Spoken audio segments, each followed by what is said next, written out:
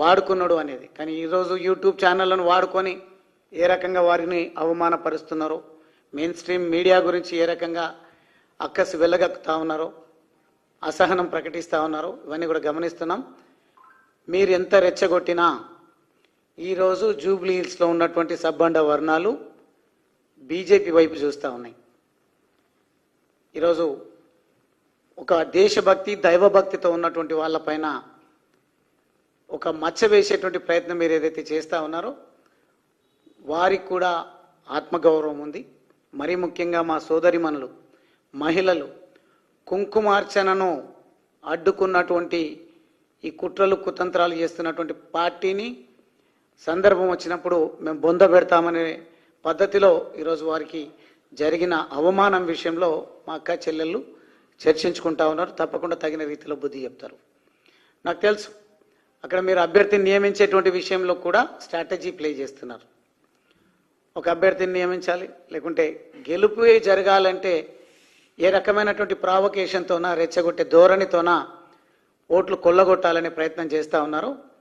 మీరు ఎంత కులాల మధ్యలో, మతాల మధ్యలో, ప్రజల మధ్యలో ఆంతర్యాలు సృష్టించి చిచ్చు పెట్టేటువంటి ప్రయత్నం చేసినా ప్రజలు విఘ్నులు.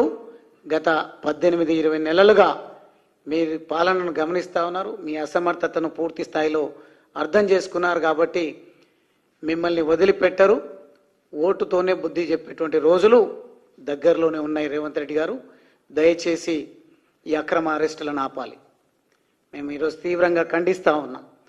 ఒక చదువుకున్నటువంటి దేశభక్తి కలిగినటువంటి మా పార్టీ ప్రెసిడెంట్ రామచంద్రరావు గారిని ఈరోజు హర్ ఘర్ తిరంగా జాతీయ జెండాను సమాజం లోపలికి విస్తృతంగా తీసుకెళ్ళాలి, దేశాన్ని సంఘటితంగా ఉంచాలనే ప్రయత్నం చేస్తూ ఉంటే మీరు విచ్ఛిన్నం చేసి కుట్రలు చేస్తూ ఉన్నారు. ఎట్టి పరిస్థితుల్లో మీ అరాచకాలను అంతమొందిస్తాం. ఈ ప్రాంతంలో ఈ జెండా బీజేపీ జెండాను రెపరెపలాడించడం కోసం మరీ ముఖ్యంగా ఈ బాధ్యత హర్ ఘర్ తిరంగా కార్యక్రమానికి సంబంధించి బీజేవైఎంకు మా పార్టీ అవకాశం కల్పించినట్టుంది. యువ మిత్రులను నేను ఆ చేతులు జోడించి కోరుతా ఉన్నా. ఎట్టి పరిస్థితుల్లో కూడా ఈ కార్యక్రమం ద్వారా ఈ దేశ పరిరక్షణను దెబ్బతీసేటువంటి ప్రయత్నం రాహుల్ గాంధీ గారు సంఘ విద్రోహ శక్తులు మరీ ముఖ్యంగా భారతదేశాన్ని సర్వనాశనం చేయాలని కుట్ర పన్నుతున్నటువంటి కుట్రదారుల ఎత్తులను చిత్తు చేసి ప్రతి గడపకు కూడా మన దేశభక్తి ఏందో చాటే విధంగా కార్యక్రమాన్ని రూపకల్పన చేయండి.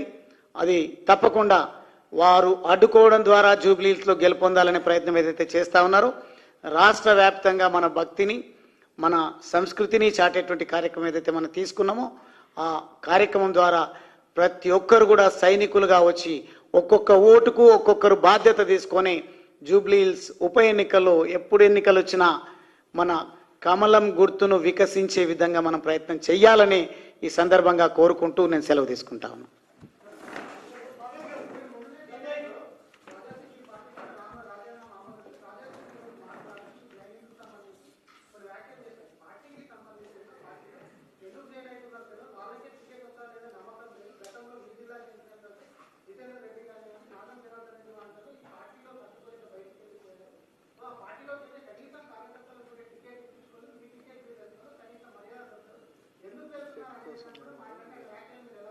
No problem. నాకు తెలిసి రాజా సింగ్ గారు నా గురించి అట్లా మాట్లాడతారని అనుకోను. వ్యక్తిగతంగా నేను ఎమ్మెల్యేగా 2 సార్లు ఉన్నప్పుడు వారు కూడా అసెంబ్లీలో ఉన్నారు. ఎందుకు మాట్లాడినరో తెలియదు, లేకుంటే ఒక స్ట్రాటజీ వారు కూడా, ఎందుకంటే బీజేపీ పార్టీ అంటే వారికి కూడా గౌరవం ఉంటుంది. నిజంగా ఫీడ్బ్యాక్ తీసుకోవడం కోసమే అయ్యి ఉండొచ్చు అని అనుకుంటున్నా. కారణం నేను వచ్చింది మీకు మీరందరి సమక్షంలో, నేను బీజేపీ పార్టీలో చేరింది నాకు పదవులు కొత్త కాదు. చిన్న వయసులో 2 సార్లు శాసనసభ్యుడిగా నా అచ్చంపేట ప్రజలు నాకు అవకాశం ఇచ్చారు.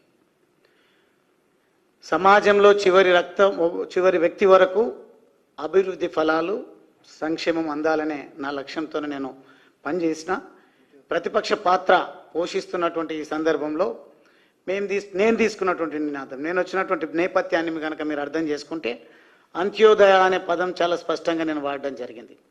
సమాజంలో ఉన్నటువంటి చివరి పౌరుడి వరకు ప్రభుత్వ చేయూత సమాజం యొక్క చేయూత అందాలనే లక్ష్యంతోనే వచ్చిన నేను ఒకవేళ ఎమ్మెల్యేనే కావాలి అనుకుంటే నాకు అక్కడ ఏమాత్రం ఇబ్బంది లేదు.